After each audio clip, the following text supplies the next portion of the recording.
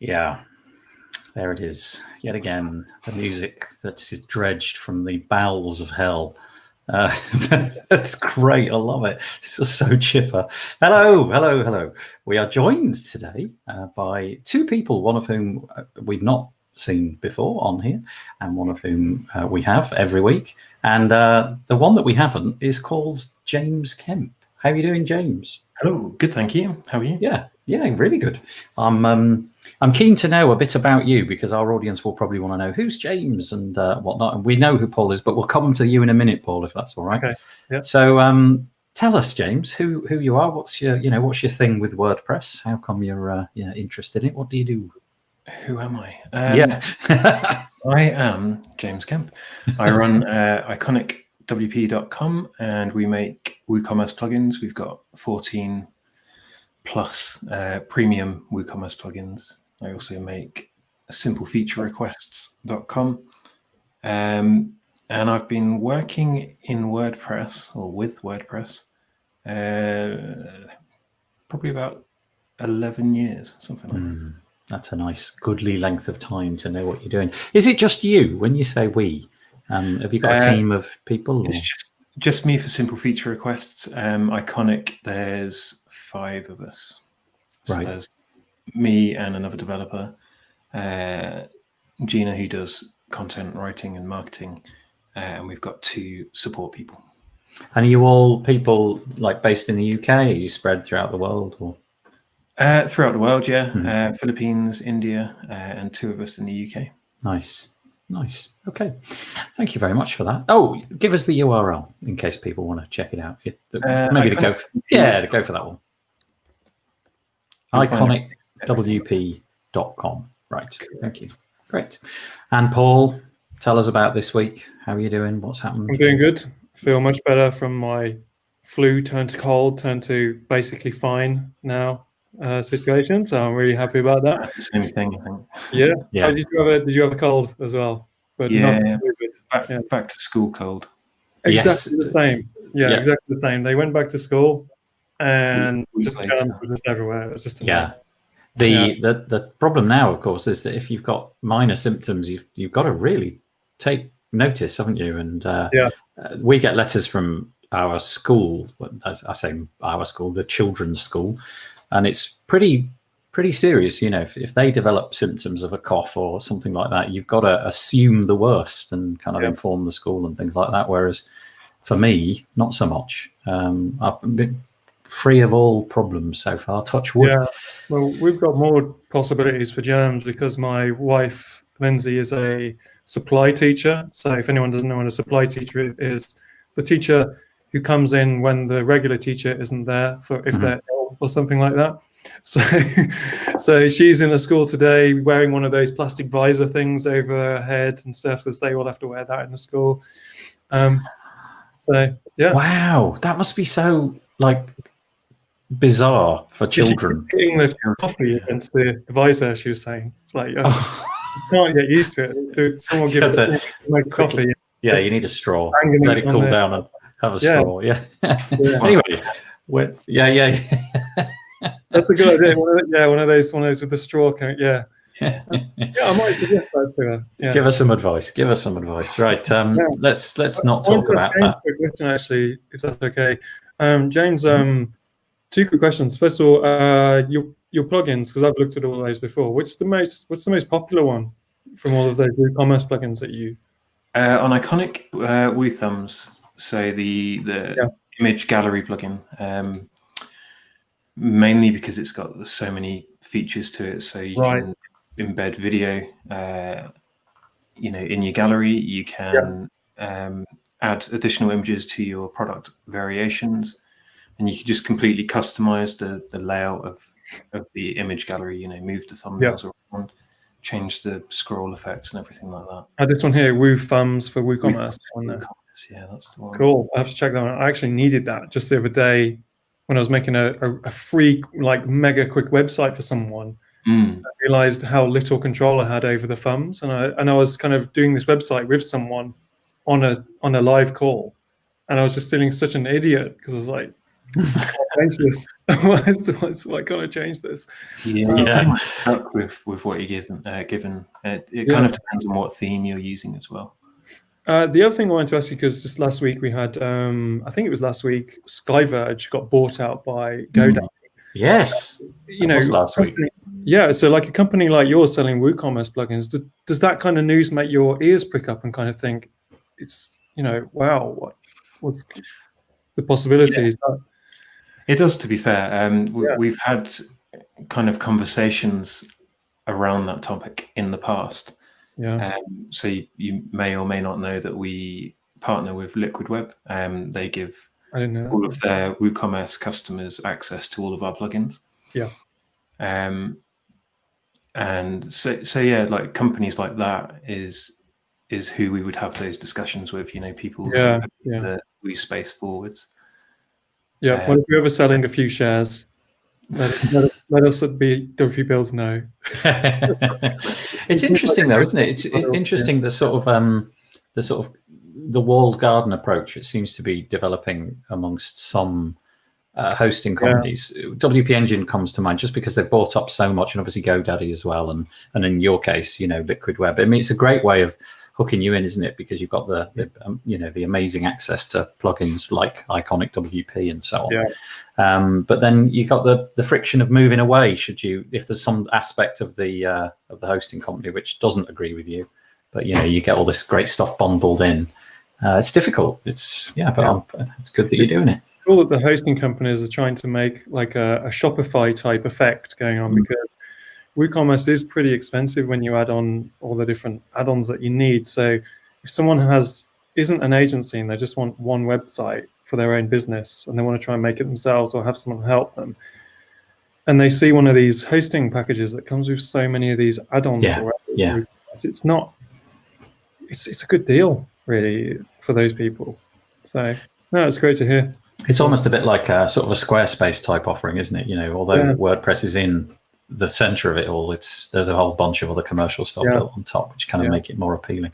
Oh, that's great. Well, anyway, there you go. So although you can't see it because my logo's in the way, it is Iconic WP, iconicwp.com, as you might expect the spelling to be. And okay, very quickly, let's have a look. Couple of people. Hello, Sabrina. Good to know that Paul's doing better. That's good. Was it last week you were off? Was it the week before? Okay. Last week I was here, and then we did the show, and then as soon as we pressed stop, I was just coughing and spluttering all over. I kept it in for the whole show. Yeah, you did well. And then Max, hi there, Max, says hello, everybody. Nice to have you along. If you feel like making some comments, I always have a little banner for this, but I never quite managed to get it up. Comments, please go to wpbuilds.com/live. If you're logged into Google, you can make comments because it's YouTube.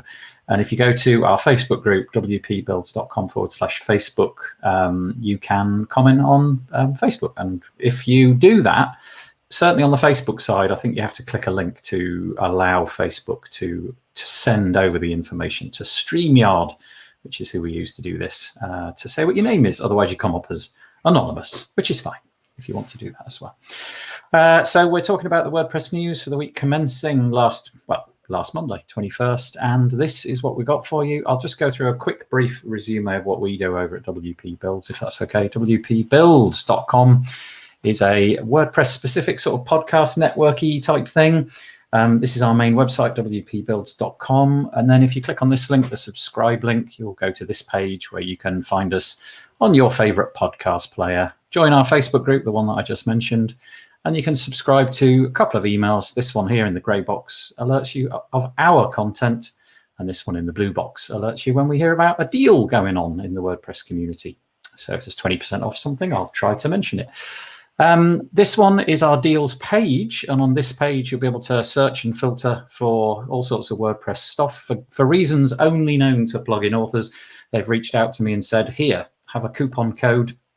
And none of them so far have been retired. So whatever you see here has been here since the day it was put on. So that's quite nice. Go and check them out. WPBuilds.com news archive is here.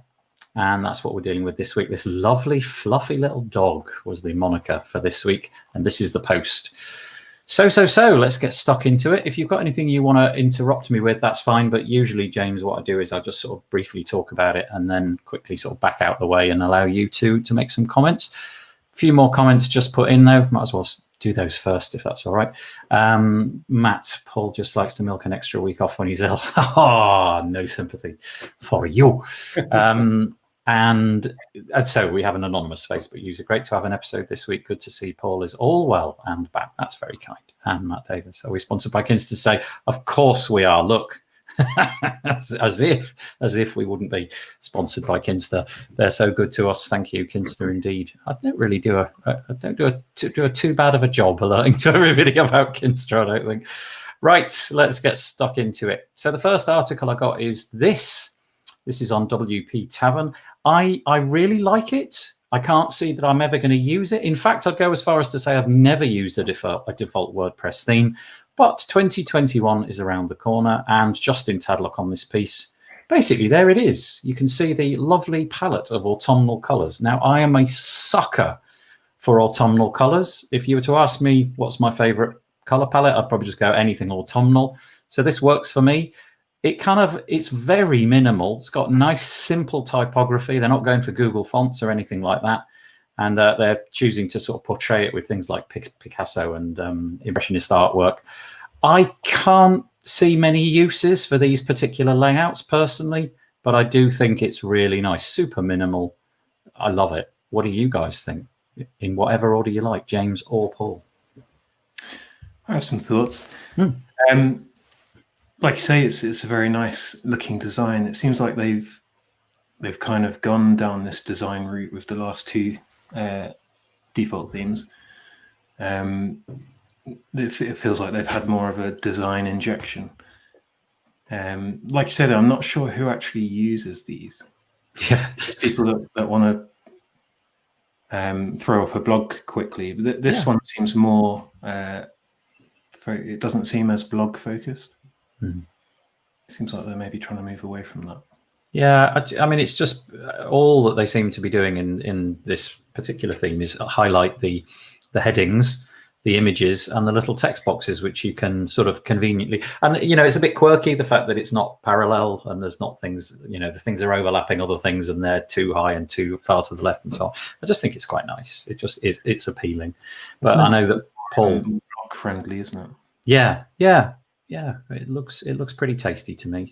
The problem with all these things is, as soon as you throw in your own images and you move away from the Picasso and you move away from that exact length of text, which looks really cool, all of a sudden it just kind of always loses all of its. It's like when you buy, in the good old days, you bought a theme forest theme and then you put your stuff in it and then you suddenly realize it doesn't look like that anymore. Paul, what do you think? Do you like it? Yeah, it's nice.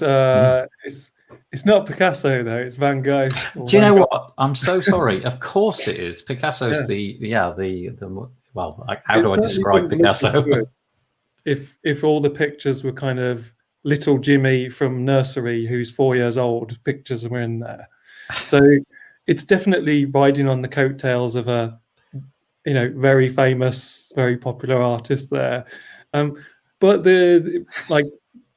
well done to the designer, first of all, because imagine having that on your portfolio. It'd be just absolutely awesome. And what I saw in one of the links somewhere in here is that this theme is going to be the basis that they're going to start trying out full site editing. Right. That's right at the top, I think. Editing as well. Yeah. But it seems to me that what they've done is created such a simple layout, a very blocky layout. They've got a few overlay things there. So there's a few kind of, let's show that we can overcome those sort of layout challenges with the block editor. So they've got a really simple layout, which to me is a really good idea for them trying out this full site editing without something quite as out there as last year's theme, which was quite loud. It was quite a loud theme. It was lots, strong typography and stuff. So I think it'd be interesting to see what happens with this. It's a nice blog theme, I think. Well done to whoever's behind it. I didn't see the name in there. So. Yeah, it was in there somewhere, but they didn't get. It wasn't like the focus of the article. This was the bit I think that you were mentioning. The default theme is a fork of Automatic Seedlet, a project which I lauded. So this is Justin Tadlock. I lauded the next step evolution of theming is a theme that is focused on WordPress future and completely comprised of blocks. So yeah, really interesting. Hopefully this is the future. I have to say I haven't downloaded it or played with it. I just haven't had the time. But if it's all built with blocks and this is the kind of thing you can do, great, bravo. Max said, in my opinion, the default theme should be solid and are useful as a starting point, not this opinionated. Okay, fair enough. Okay, fair enough. So something a bit more generic for Max, whereas this is very specific, isn't it? Those text boxes and images. Yeah, I get it. Designers might be using it, and says Sabrina and Matt. Excuse me. Things I didn't expect Paul and Nathan to be covering art history in 2020. All I can say, Matt, is that I know art has a history, but that's about it. Right, and Tony Hart's the best artist ever, isn't he? Yeah, that's right. Do you remember him? Yeah, that was so good. Yeah.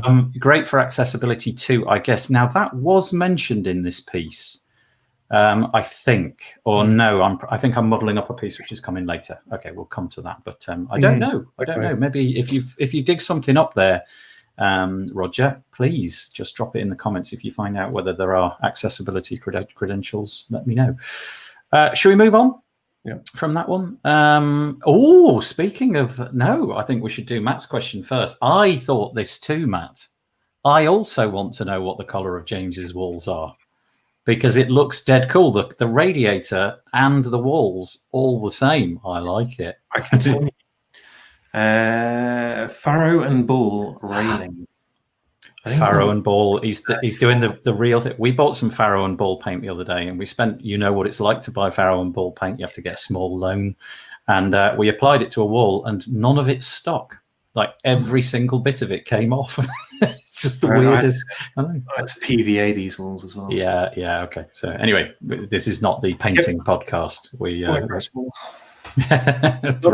Digress. A big digression there. All right, let's move on. This, I think, is dead cool. I really like this, and I confess that when I read it, I had no idea there was such a thing as an MPL license. So I'll quickly paraphrase. So the GPL license under which WordPress is built enables you to take WordPress and do what you like with it, fork it, play with it. But this one of the provisos really is that if you do that, you've kind of got to make it freely available to everybody else.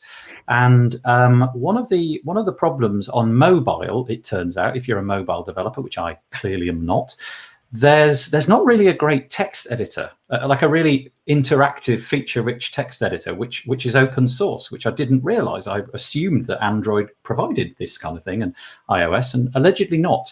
So Gutenberg seems like a pretty good fit. Maybe Gutenberg could be repurposed for use in mobile apps. The problem being that mobile app developers, on the whole, it's proprietary and they wish to make a living out of it. And the license that would go with the GPL would mean that their whole app essentially would have to be freely available. So there's this other MPL, which I don't understand too much about, and it enables a sort of slightly proprietary, different licensing agreement where Gutenberg itself can be embedded and it follows that kind of licensing, but it doesn't then reach out into the app as a whole.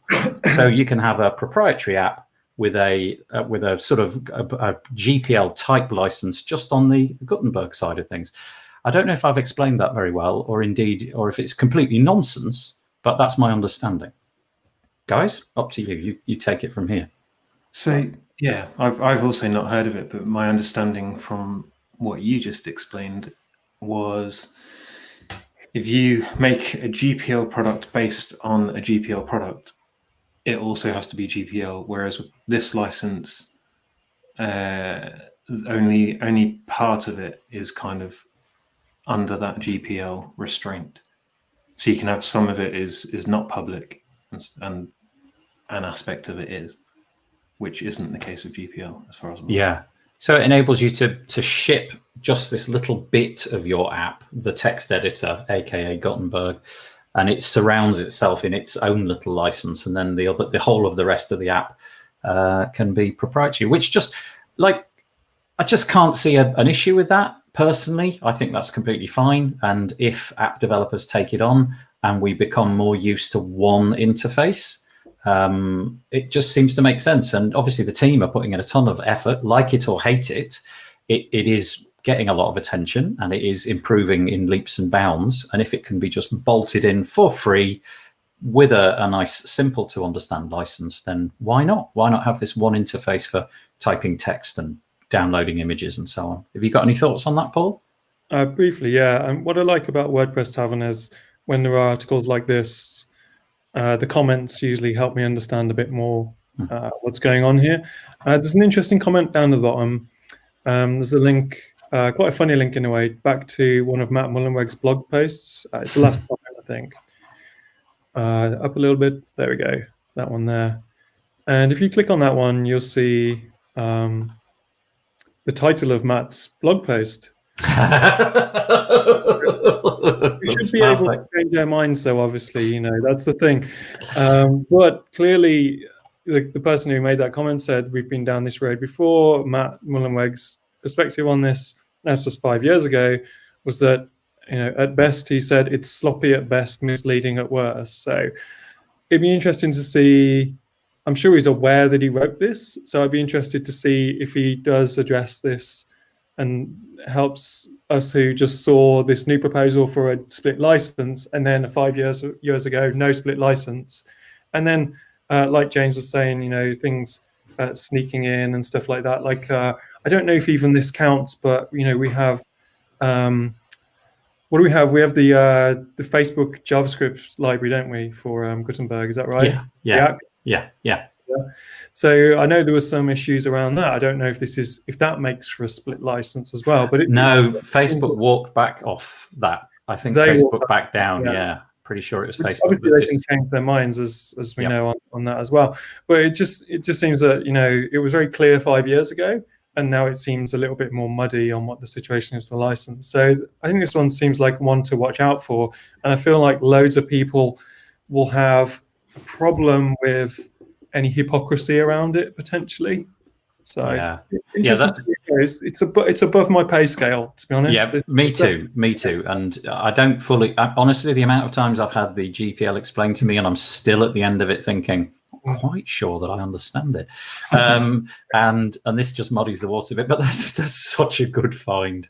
Whoever put that comment in, it's just there's always somebody, isn't there? That's yeah. There's always somebody digs up something from the past. What I would say, though, in Matt's defense, is that 2015 is a lifetime ago in terms of WordPress and web development. And obviously at that point, we hadn't got anything like Gutenberg. We were using TinyMCE in its little classic editor form and nothing like this. And obviously, phones were ubiquitous, but not quite as ubiquitous. And, times have changed, and he's entitled to change his mind if he thinks it's right. Personally, getting back to the article, I think it's the right thing to do. I just see this as a win. Like, if mobile interfaces can just adopt it and we can have one, I mean, certainly from our point of view as WordPress users, it'd be great if the interface across everywhere was one that we totally got and didn't have to fiddle with and learn too much about. That would be fabulous. But we'll see how the community reacts. Right, okay, let's move on. What have we got next? So that was that was this one. Right, let's go to this one then. That one. No, this one. Right, so this is, you were just speaking about Facebook. A couple of weeks ago, it feels like it was, Facebook announced that they were going to completely remove the capability for embeds unless you signed up for a Facebook app. Now, I'm simplifying this, and again, I'm straying into areas that I don't really understand, but we heard last week from, I can't remember who it was that instructed us about embeds. Can you remember who that was, Paul? Who was on last week that talked about the embeds? Was it? I can't remember. Oh, I forgot. Oh no, it was Bernard. Of course it was. It was Bernard Renault, yeah. And he told us a little bit more about embeds, and you and I were a bit puzzled about what they were and so on. Anyway, the point being that Facebook switching off access means that in the future, this very simple way of dropping in content onto your WordPress website and various other places in the internet would go away. And there was a great fear that that would mean that content would disappear as well. Now, from Facebook's end, we don't have any clarity on this. It would appear from Sarah Gooding's article in WP Tavern that we don't know what Facebook are going to do, if they're going to just switch off all of those millions of pieces of embedded content. But there does seem to be a little bit of light at the end of the tunnel, because this article was saying, okay, although things are going to go away, the way that WordPress works and the way that its caching of things like this work is that unless you're actively cleaning this stuff out, it should continue to work. That seems to be the current understanding, that, you know, the sky is not falling in. Don't go clearing the caches out in this regard, and your content should continue to work. The caveat was mentioned in this article was if you've got a plugin that may take aggressive action against things like these kind of caches. Again, it's above my pay grade. Don't really understand the whole embed thing, but anyway, potentially we've got a bit of a situation slightly resolved. Shall I move on, or do you want to discuss this one, guys? I have something to add. Please. I read about this, I think this morning. There's a plugin in the repo that you can install, enter your app ID and app secret key, and it will convert or update any existing embeds that you've got to the new system. Nice. I think the fear from the community was that we were just getting more paywall, if you like, not paywall, but you know, the walled garden of Facebook was just getting stronger and tighter and higher. It's definitely a horrible thing to do. Creating an app in Facebook is not a nice process. No, but also presumably it's giving information to Facebook that maybe previously it didn't have. Potentially it did. Maybe it had access to absolutely everything. Maybe it's got more now than it had before. Well, it's very focused as well. Like if you're just a general WordPress user, you're not going to find your way into that easily. No, that's right. Yeah, it is tricky, isn't it? The amount of menu items in that side of Facebook, it always astonishes me. I was in there this morning and I got completely lost. In fact, totally lost. I had the faintest idea where I ended up. It's like, where am I? What even is this menu? And now the cluttering of the new Facebook interface with the old Facebook interface is even more fraught with difficulty. Paul, any thoughts on this? Only it's just a reminder that, you know, the web we work on is just a constantly evolving ecosystem that, you know, we can all easily take for granted. And you know, even I remember when Twitter changed it, so you needed an API, you needed to create an app for that. And if you're an agency like us, that was a pain. If you're a site owner, you know, for us it was a pain. For a site owner who doesn't really know any of this stuff, they're just like, it just doesn't work anymore. So yeah, that's always it's constantly changing environment. It's not a completely free web. If we're integrating with any of these big commercial companies, there's always some plan that they've got, a long game plan that could affect us and all the things that we're doing. So it's just to be mindful of that. But yeah, I struggled like crazy trying to get the Google Maps API, you know, to sign up and put my card details in and then figure out where that stuff is. Do you remember, you know, if you wanted to use like Google Drive, if you were trying to integrate that with, say, something like Backup Body or something like that, the Dropbox, so this is going back a few years, it's much more straightforward now, but, you know, the way to do it in Dropbox was to click a button. Yeah. And that was it. It was all done. And if you wanted to do it in Google Drive, you had to go through various menus, and nobody ever kept their documentation up to date. And so the screen that you were supposed to go to next never, ever looked at the screen that you were supposed to go to. And so many fails. That's the thing, is that, you know, a lot of people who are affected, I don't even understand this enough to even know if I am affected. That's one of the weird things about it. But those people who are affected, there isn't a just click and connect, handshake kind of solution. I wouldn't. Although James, you said that there might be one in this new plugin that's come out to try and help. It's still not, you know, simple. You still have to go create an app and still got to go and create this app and those sort of things. Which I remember the first time someone said you've got to go and create a Twitter app, and I was just like, I don't know how to create apps. I create websites, and you know, the terminology for this user is so confusing, and then the process is pretty confusing as well. So to kind of turn it off and then have such a convoluted system, it would be nice if some of these systems had like a a light version that was kind of like, you want to do just the normal thing, you press this button, it's all done. You want to do anything else, you need to upgrade to the proper app.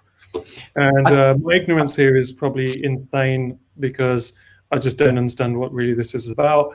But I just find mild frustration with the how convoluted getting around it is for the average person. Yeah, you've got to hope though that Facebook employees, because it is after all made up of individual human beings, even though it's considered to be a tech giant, and really in many ways demonstrably bad for privacy and so on.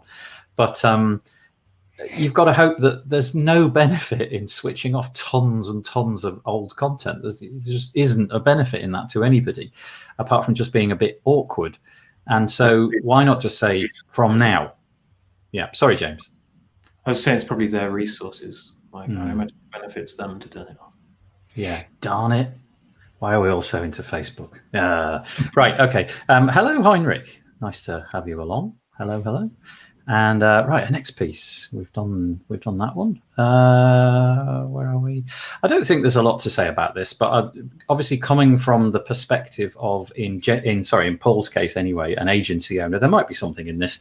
This is again WP Tavern. We've really focused on WP Tavern this week. It's more or less WP Tavern all the way down. W3C, which is the World Wide Web Consortium. They need a new website and they need a new CMS in order to make that website function. And although these three CMSs, the first two of which I confess I've never heard of, Statamic, Craft CMS, and WordPress were kind of in the running, it would seem that a big organization like the World Wide Web Consortium, they've got to do a ton of due diligence. So they employed this company, Studio 24, which I presume is an agency, to go out and finalize the proposal and see which CMS would work best. And WordPress has been pulled out of the game. It's not even allowed to continue because of the whole Gutenberg thing. Their system uses the classic editor, what was the editor, and they want to continue to use that, but they can't. And because the classic editor has a limited lifespan, I think support till 2021, so maybe it's longer than that, forgive me, they can't move forward. And so this is an illustration of where the push into the future has left a gigantically important organization like the WC3 out in the cold. They can't use WordPress because they're relying on stuff that won't be maintained, and it's just too costly for them to not have that certainty. So that's interesting. I don't know, Paul, if this is of interest to you. Yeah, it's not a surprise at all. And I think they're talking about the authoring side of the CMS as well, so the actual editing process rather than the front end. That's what I gather from yes. here. Yes. Isn't a surprise at all that the block editor, which has how many thousand tickets about accessibility about it, isn't in contention. I think that in a way WordPress just had to go on the list for it to be taken straight off the list because it's such a massive CMS, so much power. But I think if you are the W3C, you really have to have the most accessible authoring tool available on yourself. So that's why I'm not surprised at all. I don't think that it's a slap in the face to Matt Mullenweg or to the WordPress team or anything like that, because WordPress is a tool that is striving to be more accessible. Every release gets more accessible than the last one. Sorry, the dog's barking. I'll leave it at that. Yeah. The dog has said absolutely everything that needed to be said. Just barked at the convenient moment. Right. Okay. Well, let's move on whilst Paul goes and sorts his dog out. Just a moment ago we were asking you about your lovely wall and what color it is, James. I think we've now been left with a very tasteful selection of wallpaper on Paul's end, which is quite nice. Right. Let's move on. Funnily enough, this one is actually apropos to you anyway. We were just commenting on your nice wallpaper, Paul. Thanks. Yeah, it's good. We like it. I think we should do this as a regular slot. Comment on the. I, however, have gone for the uncommentable room. White, bland, uninteresting. That's what you need. Right. So this next piece over here, which is on Talk Mag, it's Joe Howard from WP Buffs. He's talking about where and how you might sell or buy a WordPress business.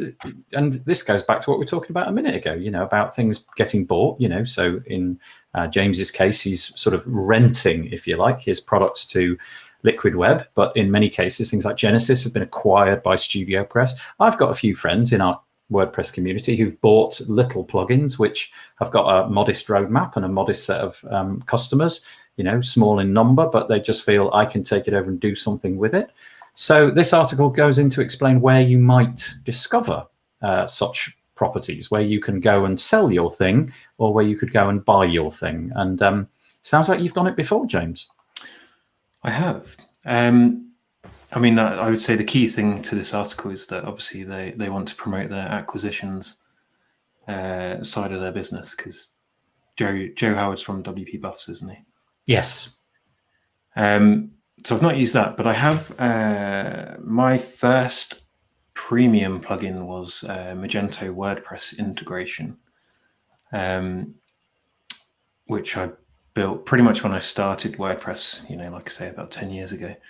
And when I came to do Iconic full time, I made a conscious decision to focus purely on WooCommerce. Mm-hmm. And also it was around the time Magento 2 had come out, and I didn't really have any experience with it. And I didn't want to spend my time figuring it out. I walked away at 2.0 as well. There was no more Magento for me. Exactly right. Yeah.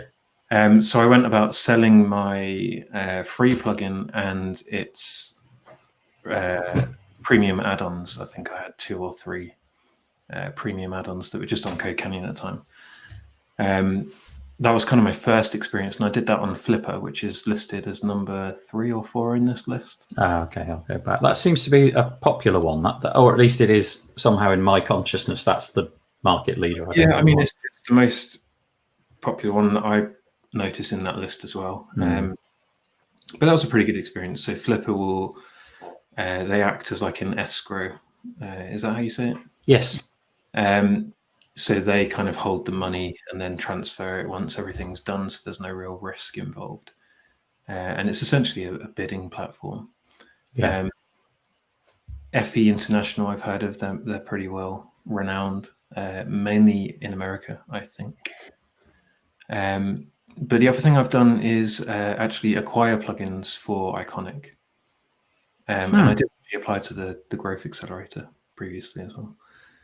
So the plugins I acquired for Iconic were actually on Facebook,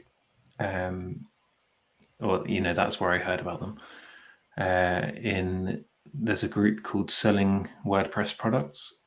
There you go. I didn't know about that. It's actually a group for people who sell WordPress products rather than people who want to sell WordPress products, if you see what I mean. Yeah. I would join that group because I sell WordPress products. The walled garden of Facebook is growing by the minute. Yeah. Occasionally people come on and they want to sell their WordPress product to another company.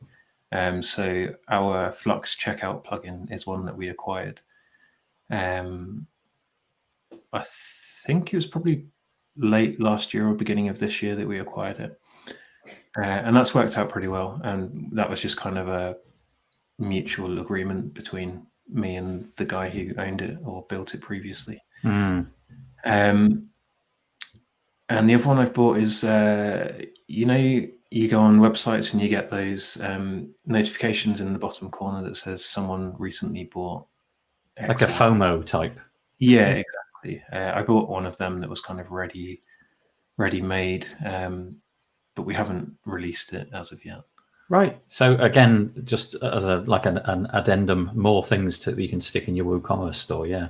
Yeah, just to kind of improve our collection of WooCommerce. Yeah. products.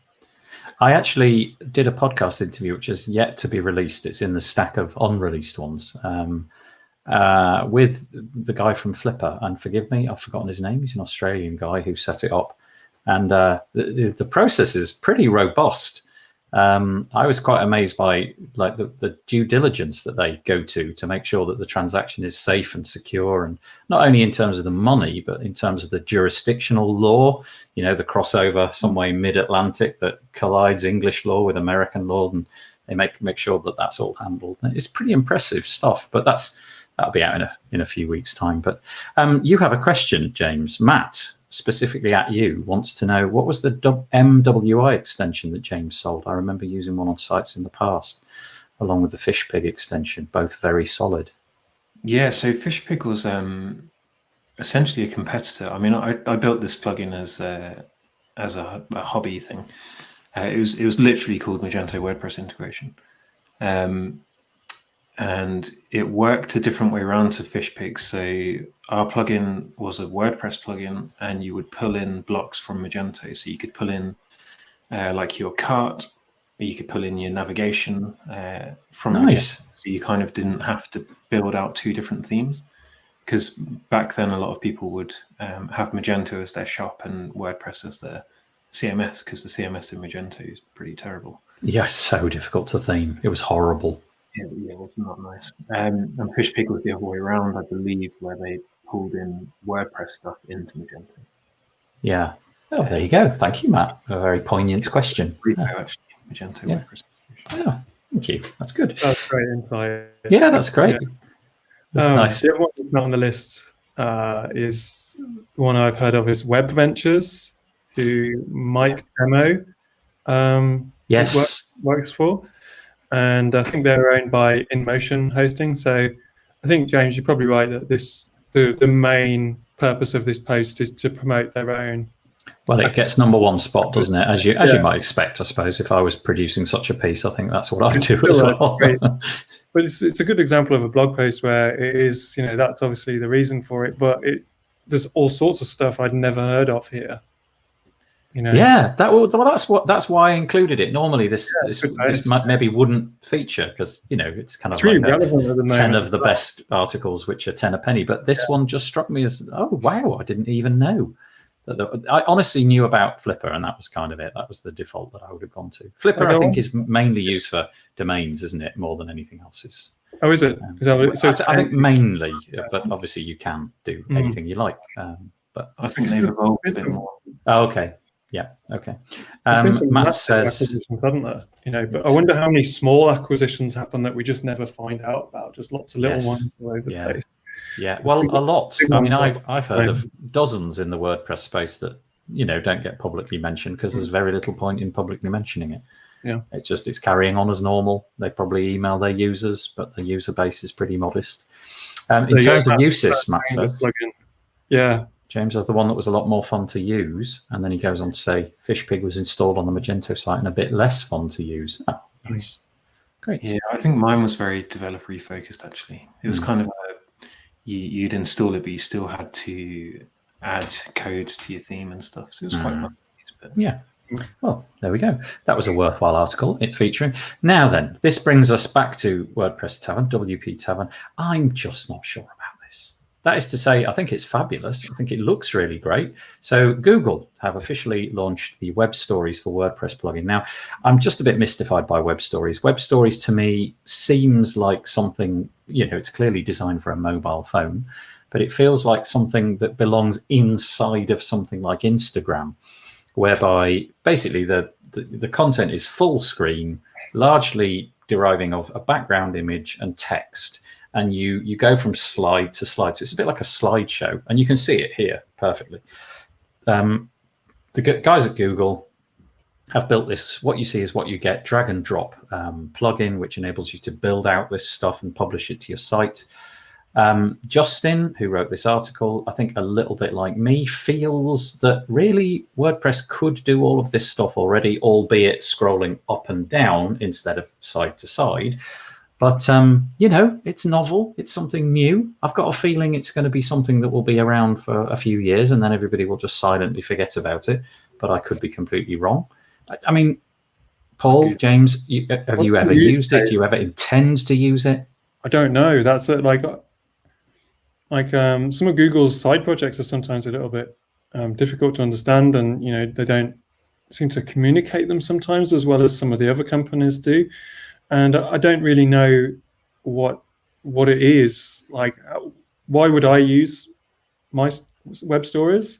The idea behind the whole thing is that it's literally stories, and so that the moniker stories is not unintentionally used. It's the idea is that you are going through a narrative from the start to the end, and you're following along a story. So you can see on the screen something that's clearly being created, presumably for the Christmas holidays, where you tell a story. I mean, you know, it could be philanthropic. It might have nothing to do with commercial anything, but obviously it might be something, you know, you watch those superb adverts that we get in the UK for like Marks and Spencer at Christmas time, or what is it? The one that's everybody raves about. Anyway, one of those, which is the company? What's the one where they spend a fortune every year? Doesn't matter.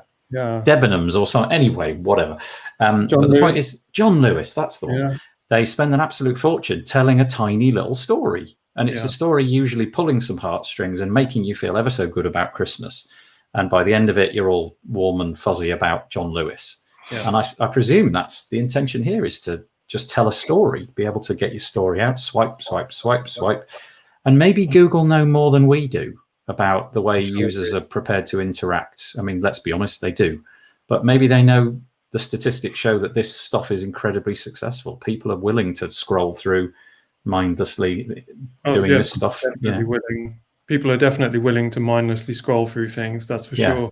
Yeah. But and Google know that, as obviously. So the cynic in me, which just says that, you know, when you, let's say you use Bing browser or something like that, you know, you use Bing browser and it's a Microsoft-based browser, and you hit the videos tab, and then Google videos, obviously YouTube videos come up, and that's probably quite irritating to Bing because it's taken them off there.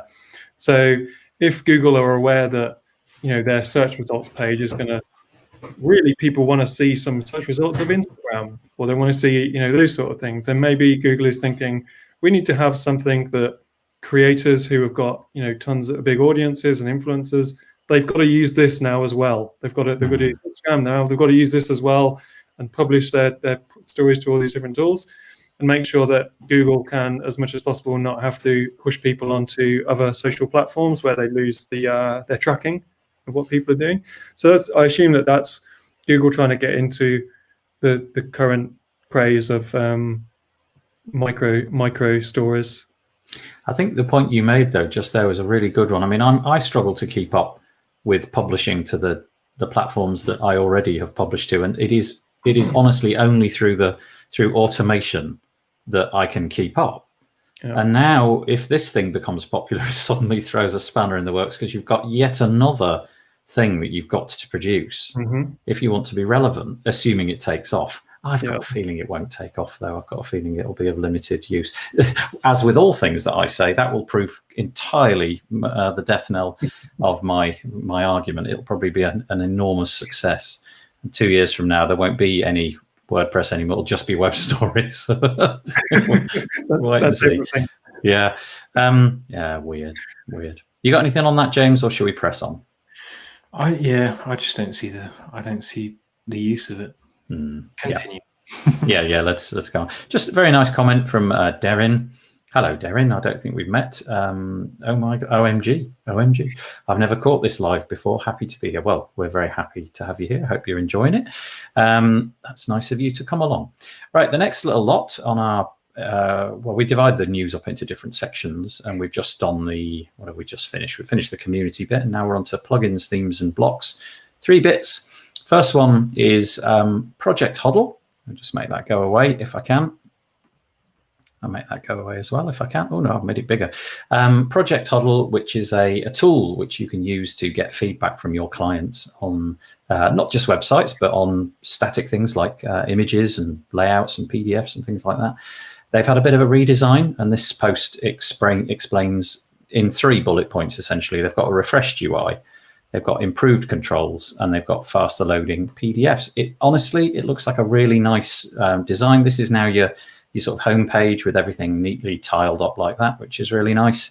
And then he's gone to considerable effort to improve sort of functionality, so you can now pinch to zoom on things, lots of keyboard shortcuts, and so on and so forth. Nice to be able to compare versions now. So here's the old one, here's the new one. So what do you think? Do you want to stick with the old one? I can see that being useful. And then you've got like this time lapse where you can sort of walk back in time onto the changes that have been made over time and see exactly what's happened. And so there's plenty under here. And I know that I know, Paul, you're a user. Are you excited about this?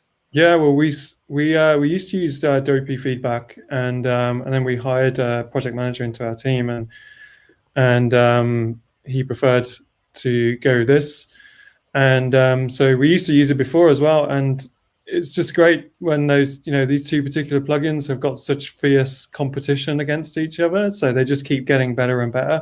It looks like the new stuff that is on here is mainly a UI thing, and then lots of improvements to the image approval system, which we don't really use the image approval system, but Project Huddle is just so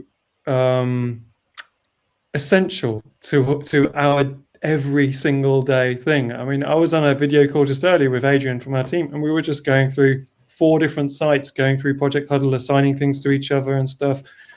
So whichever these kind of tools that you use, the fact that they're both getting better all the time. When I say both, I know there's more than 2, but the 2 major WordPress ones are Project Huddle and WP Feedback.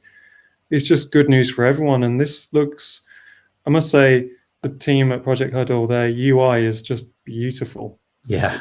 So their website is beautiful. Their UI is beautiful. They really know how to do minimalistic and good user interfaces. So I'm looking forward to seeing this. Surprisingly useful tool. Anything on this one, James? I was going to say similar. I spoke to Andre, who created it a while back, and I just mentioned to him how nice, like instantly you can just see how nice their design is. I think that transfers into the product. I've never used it, but you can tell that you're going to get a good product when the design of the website is this nice. Yeah, it is a fabulously beautiful thing to use, and as Paul knows, I'm using it on something unrelated to WordPress, and it's works fine in a non-WordPress environment, which is quite nice. Okay, so I'm going to have to duck out and go and pick up my kid from school. So okay. That's all right. That's me done for this week, but I think that's okay. We've only got a few more articles in us, so we'll do a couple of them. That I had something to say was that you said there's one at the end about Facebook threatening to quit Europe. Do you want me to put that one up quickly, or do you really have to go? Yeah. Okay, let's do this one very quickly then. So I'll literally hand it to you. Facebook quitting. Good grief. All I'm going to say is please do. It would just make so many of I'll get so much time back, so much dilemmas about whether I should quit Facebook or not. Take it out of my hands. I just can't see Facebook quitting Europe. Imagine how much money they're going to lose and how angry their shareholders will be. And honestly, Mark Zuckerberg will lose like 89 trillion pounds or something. It's clearly just a saber rattling type thing. Yeah. I found out recently Nick Clegg is in charge of something Facebook Europe. I know, and it feels a bit like that was naughty of him. Feels like, I just don't know. It didn't seem like the kind of politician that would end up working for something like Facebook and trying to PR trying to PR common sense into areas of the world where there is no common sense, and trying to PR how should we describe it? Moral authority, where basically they've got their hands in mucky areas. Anyway, I was just sort of straying into politics myself here. You wonder why they chose him, on that basis. I think because he was Deputy Prime Minister, he probably knows everybody that he needs to know. Of the UK doesn't realise who Nick Clegg is, and that he was the leader of the third party in the UK, the one that never wins, that never ever wins.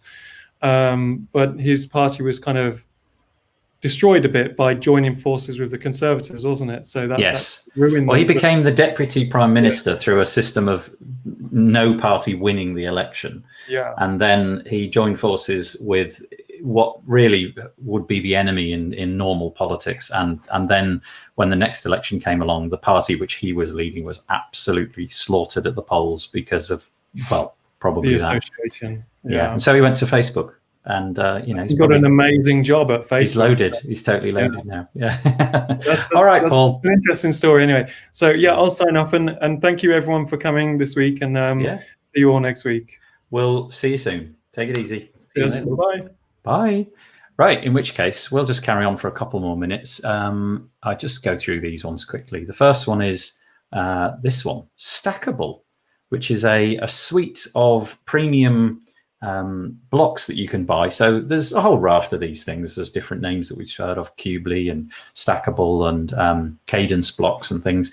Stackable is just one amongst a set of rivals.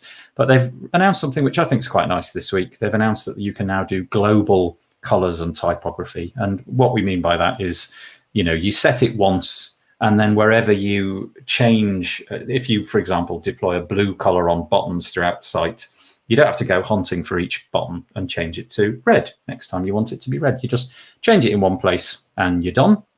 That's a very simple example, isn't it? But nevertheless, and they've done the same thing with typography. You've now got the same simple settings. You can set typography in a sort of global area, and it will discover the places in the site that it's deployed. So the premise here is just saving you a bunch of time. I like it. It speaks to me of Gutenberg maturing a bit. Any thoughts, James? It definitely seems like a lot of products are heading this way of simplifying onboarding, I guess, and actually using the products. Like the use case you mentioned with changing it in one place, so you don't have to go through every single. In a way, it's sort of bizarre that it never began that way. That there was always, I think that's the nature of WordPress, though. That you can build it and then modify it years later. Yeah. Well, anyway, clearly this is only for those people who use Stackable. I confess I don't know what the state of play is for the rival suite. I'm sure that if they haven't done it, somebody like Stackable doing it will encourage them to do it ASAP. But nice. I mean, you can see that the UI is just exactly what you'd expect. It's Gutenberg. There it is. Set it, forget it, and hopefully, if you're building WordPress websites with Stackable, which I think now quite a few people are doing, this is just going to make life a little bit easier. There was a poll somewhere, I think it was in, I can't remember which Facebook group recently. It might even have been WP Builds, where the question was asked, which suite of these blocks are you using? And Stackable, at the time I looked at anyway, was kind of like twice as far ahead as any of the other competitors. So, it's popular. Okay, next one is, this is back to WP Tavern, a chap called Munir Kamal, who seems to be prodigious in his output, really like ridiculous. It's, when do you sleep, Munir? He has got this thing called Gutenberg Hub. And if you go to Gutenberg Hub, you can copy and paste some code. And literally, I think you highlight the code, copy it, and then you go to your WordPress install and paste it in. And all of the blocks and everything come along for the ride. So it's like a nice, easy, but slightly not perfect way of getting things working on your website. You have to use the Editors Plus plugin to make it all work, but once you've got that installed.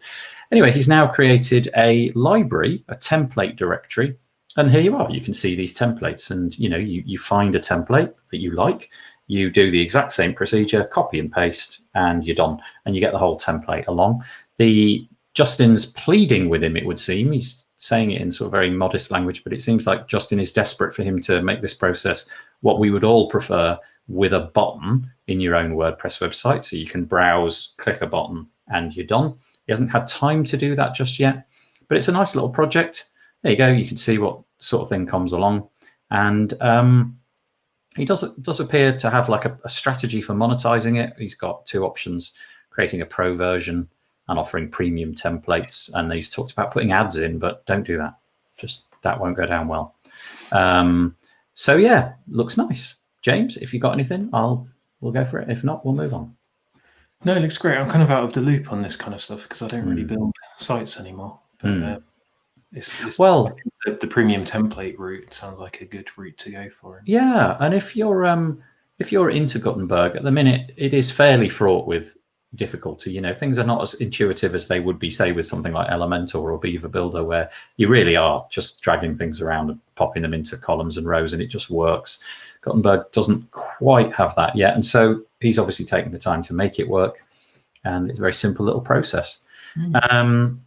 Okay, that's great. Right, the next one then is just to say that David Wormsley, security. We'll cover this very briefly. We'll just do these two pieces. First one is a critical vulnerability in Xcloner. Backup and restore plugin, never heard of it, but it's got 30,000 installs.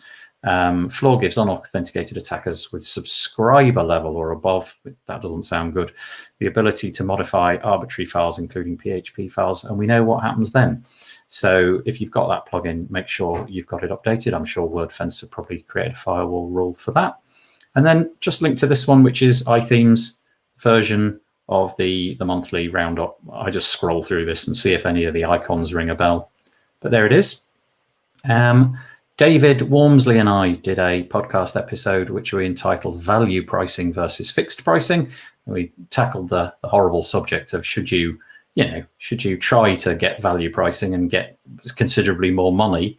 I seem to have been remarkably unsuccessful at that kind of strategy, and just sort of go for fixed rates. But there's pluses and minuses in both camps. I think most people, most inverted commas, gurus at the minute are talking about trying to leverage value pricing because there's more money to be made in it.